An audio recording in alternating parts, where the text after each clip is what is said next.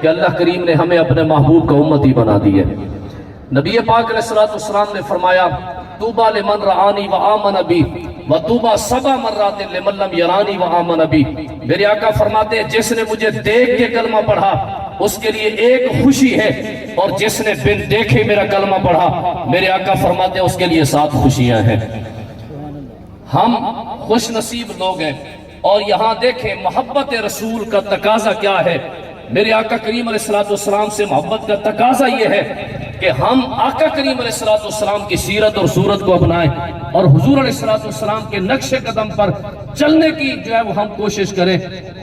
نبی پاک علیہ السلام وضو فرما رہے تھے، صحابہ کرام نے آپ کے وضو کا پانی اپنے ہاتھوں میں لیا، کوئی اپنے چہرے پہ ملتا ہے، کوئی جسم پہ ملتا ہے۔ میرے آقا کریم علیہ السلام نے فرمایا اے صحابہ تم یہ عمل کیوں کرتے ہو، کیوں یہ وضو کا پانی لے کر اپنے چہرے اور جسم پہ مل رہے ہو؟ تو صحابہ کرام نے عرض کی یا رسول اللہ صلی اللہ علیہ وسلم حضور ہم آپ سے محبت کرتے ہیں، اور یہ محبت کی وجہ سے ہم آپ کے وضو کا پانی بطور تبرک لے کر ہم اپنے چہرے اور جسم پہ مل رہے ہیں۔ تو میرے آقا کریم علیہ السلام نے ان کی پھر آگے اور بھی تربیت فرمائی۔ حضور علیہ السلام نے فرمایا من احب ان یحب اللہ ورسولہ فلیصدق الحدیث ولیؤدی الامانۃ ولا یؤذی جارہ۔ نبی پاک علیہ السلام نے فرمایا تم میں جو بندہ یہ چاہتا ہے کہ اللہ اور اس کا رسول اس سے محبت فرمائے تو حضور فرماتے ہیں وہ 3 کام کر لے۔ کون سے؟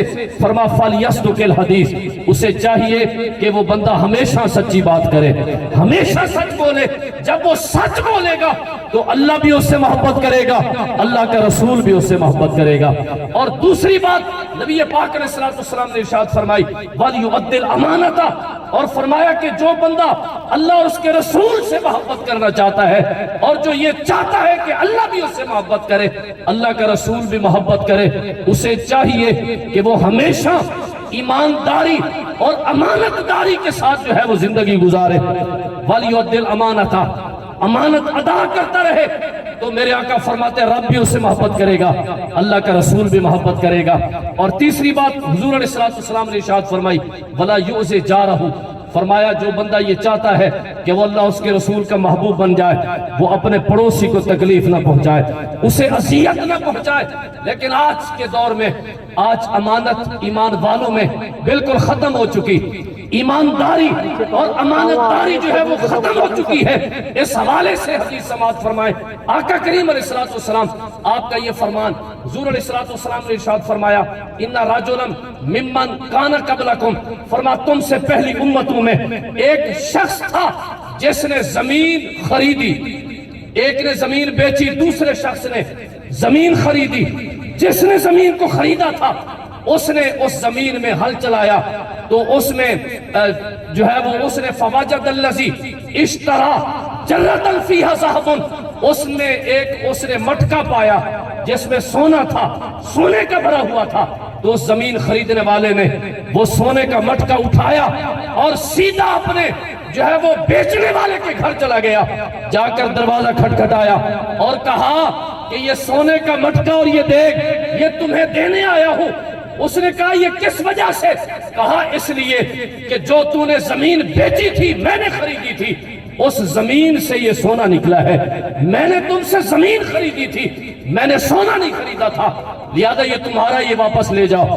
اس شخص نے کہا بیچنے والے نے کہ نہیں نہیں، میں نے جب زمین کو بیچا تھا تو جو کچھ زمین کے اندر تھا وہ سارا میں نے بیچ دیا تھا، لہذا یہ تمہارا ہے، یہ واپس لے جاؤ۔ اب نہ مشتری لے رہا ہے نہ بیچنے والا اس کو لے رہا ہے۔ یہ فیصلہ فتحاکم الی رجل، ایک سرپنچ شخص تھا، اس کے پاس یہ فیصلہ لے جایا گیا۔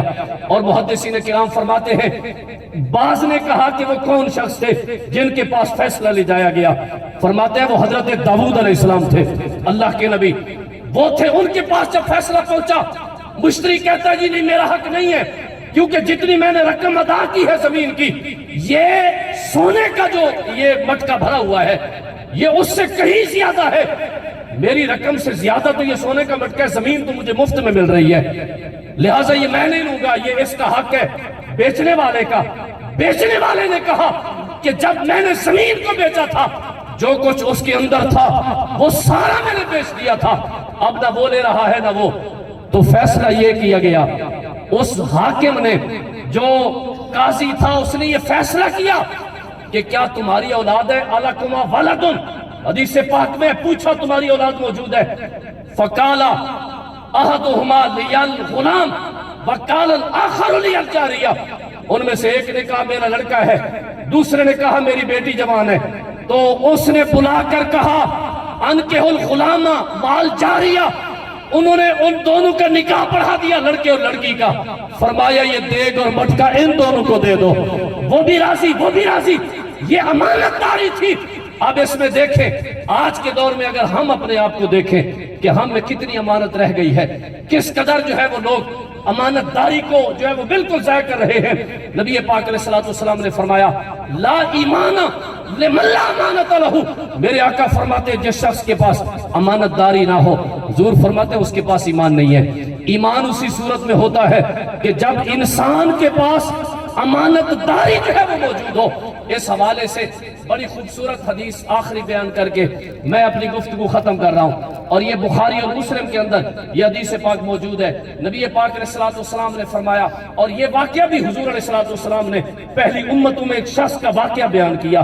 میرے آقا فرماتے ہیں شخص نے دوسرے سے قرض مانگا اور کہا مجھے 1000 دینار چاہیے بطور قرض۔ دینے والے نے کہا کہ مجھے کوئی ضامن دو، فسألنی کفیلاً، اس نے کہا کوئی ضامن دو جو تمہاری ضمانت دے کہ میں تمہیں 1000 دینار دے رہا ہوں۔ لینے والے نے کہا وَقَفَا بِاللَّهِ کفیلا، اللہ ہی کافی ہے میرے لیے ضامن، اللہ کے سوا اور کوئی ضامن نہیں ہے۔ تو اس نے کہا کہ فسألنی شہیداً، کہ کوئی گواہ لاؤ۔ اس شخص نے کہا وَقَفَا بِاللَّهِ شہیدا، اللہ کی گواہی کافی ہے، اللہ کے سوا میرا اور کوئی گواہ موجود نہیں ہے۔ تو اس دینے والے نے اللہ کی ضمانت اور گواہی پر اس کو 1000 دینار جو ہے وہ دے دیا۔ اس شخص نے وہ دینار لیے، سمندری سفر طے کیا، تجارت کی، کاروبار کیا۔ جب وقت موعود جو وعدے کا دن تھا، ادائیگی کی مدت تھی، جب وہ دن آ گیا تو وہ شخص 1000 دینار لے کر وہ سمندر کے کنارے آیا، کشتی کو تلاش کرتا رہا لیکن نہ ملی کشتی۔ اس نے کہا کہ اللہ کی ضمانت اور گواہی پر میں نے 1000 دینار اس بندے سے لیا تھا، اب وہ ادائیگی کا وقت آ چکا ہے، کشتی نہیں مل رہی۔ وہ شخص کیا سوچے گا کہ اللہ کی ضمانت اور گواہی کے باوجود اس نے وہ قرض ادا نہیں کیا۔ اس نے ایک لکڑی اٹھائی، بڑی لکڑی تھی، اس کے اندر سوراخ کیا، 1000 دینار اس کے اندر ڈالا اور ایک خط لکھا۔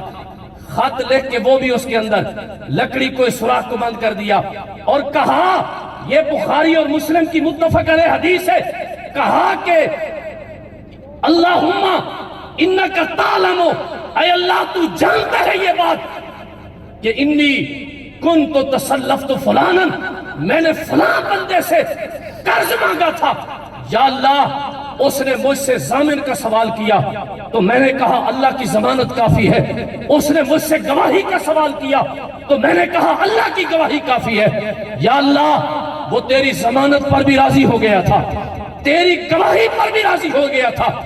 انی جہدت مرکبا، یا اللہ میں سواری تلاش کرنے کی کوشش کر رہا ہوں، نہیں مل رہی، تو میں تیری ضمانت پر اس شخص کی امانت تیرے سپرد کر رہا ہوں، اے پروردگار یہ امانت اس کے حقدار مالک تک پہنچا دے۔ یہ کہہ کر وہ لکڑی اس نے سمندر میں پھینک دی۔ دوسری طرف حدیث پاک میں ہے وہ شخص جس نے قرض دیا تھا وہ قرض خواہ سمندر کے کنارے آیا کہ میں دیکھوں کہ شاید کسی جہاز یا کشتی میں وہ مکروز آ گیا ہو سامان لے کر، میں اس سے وہ قرض وصول کروں۔ وہ جب آیا تو اس نے دیکھا کہ کوئی جہاز شام تک انتظار کرتا رہا، دیکھا ایک تیرتی ہوئی لکڑی آ رہی ہے تو اس نے کہا چلو گھر کا بالن ہے، یہ اس کو جو ہے وہ چیر پھاڑ کے اس کے جو ہے وہ ٹکڑے کر کے ہم اس کو کھانا بنانے کے لیے استعمال کر لیں گے۔ لکڑی اس نے اٹھائی، گھر لے گیا اور گھر لے جا کر جب اسے چیرا اس میں 1000 دینار بھی تھا اور وہ خط بھی تھا جو اس نے پڑھا، خط جو اس کے نام تھا اللہ کی ضمانت اور گواہی پر۔ یہ سب کچھ ہوا، پھر اس کے بعد وہ شخص 1000 دینار اور لے کر آیا۔ جب وہ پہنچا تو اس نے معذرت کی، کہا کہ تو نے جو ہے وہ اللہ کی ضمانت اور گواہی پر دیے تھے، میں وقت مقرر پر آیا تھا، میں نے بڑی کوشش کی تھی کہ وہ قرض جو ہے وہ وقت مقرر تک تجھ تک پہنچ جائے، لیکن کشتی نہیں ملی، جس کی وجہ سے وہ قرض میں موقع پر ادا نہیں کر سکا۔ معذرت کرتا ہوں، یہ 1000 دینار ہے، یہ لے لو۔ اس شخص نے کہا کہ اللہ کریم نے وہ تیری جو امانت تو نے رب کے سپرد کی تھی، فَإِنَّ اللَّهَ قَدْ أَدَّى، اللہ کریم نے وہ ضمانت و امانت تیری وہ میرے تک پہنچا دی ہے۔ 1000 دینار بھی مجھے پہنچ گئے تھے، تیرا خط بھی مل گیا تھا۔ اس نے کہا یہ تمہارے اپنے 1000 دینار واپس لے جاؤ، میری جو رقم تھی وہ وقت مقرر پر رب کی ضمانت اور گواہی پر وہ مجھ تک پہنچ گئی تھی۔ حضرات گرامی، آپ ذرا تھوڑا سا سوچیں اس حوالے سے کہ وہ تو وہ قومیں تھی جو پہلی امتیں تھی، حضور کی امت بھی سب سے افضل ہے، ہمارے آقا بھی سب سے افضل ہے، تو پھر ہمیں امانت کی کس قدر پاسداری کرنی چاہیے۔ یہاں تو اگر کسی شخص کو جو ہے وہ کوئی چیز مل جائے تو وہ اس کو اٹھا کے گھر لے جاتا ہے، وہ اس کو بتانا بھی گوارا نہیں کرتا۔ امانت کی پاسداری ایمان کی پہلی شرط اور ضمانت ہے، حسن اخلاق سے بھی زیادہ میرے آقا فرماتے ہیں امانت داری کو ادا کرو، امانت داری کو ادا کیا جائے، یعنی ہر بندہ اس میں امین ہے۔ ہم نے یہ وصف چھوڑ دیا تو امانت داری، میرے آقا کی تعلیمات، حضور کی تعلیمات پر عمل کرنا۔ نبی پاک صلی اللہ علیہ وسلم نے فرمایا التاجر الصدوق الامین مع النبیین والصدیقین والشہداء، میرے آقا فرماتے ہیں جو سچا ایماندار تاجر ہوتا ہے، میرے آقا فرماتے ہیں وہ قیامت کے دن نبیوں کے ساتھ ہوگا، صدیقین کے ساتھ ہوگا اور شہداء کے ساتھ ہوگا۔ اللہ کریم اس عظیم محفل کو اپنی بارگاہ میں قبول فرمائے، جن بھائیوں نے اس محفل کا انتظام کیا رب ذوالجلال ان کی اس کاوش کو قبول فرمائے۔